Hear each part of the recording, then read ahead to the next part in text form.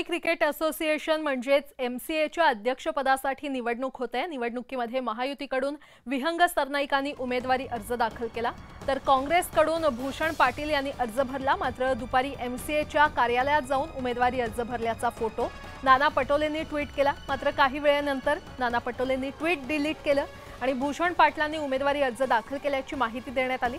त्यामुळे नाना पटोलेंनी उमेदवारी अर्ज का मागे घेतला अशी चर्चा सध्या सुरू झाली आहे।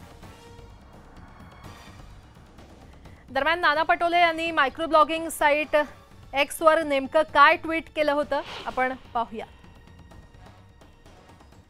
मुंबई क्रिकेट असोसिएशनच्या म्हणजेच एमसी अध्यक्षपदाच्या निवडणुकीसाठी मुंबईतील गरवारे क्लब येथील कार्यालयात उमेदवारी अर्ज भरला। यावेळी समवेत भूषण पाटील, शेखर शेट्टी, शहा आलम, संदीप पांडे, मदन जाधव आदी मान्यवर उपस्थित होते। अशा प्रकारचं ट्विट नाना पटोले यांनी आधी केलं होतं, त्यानंतर हे ट्विट डिलीट करण्यात आलं।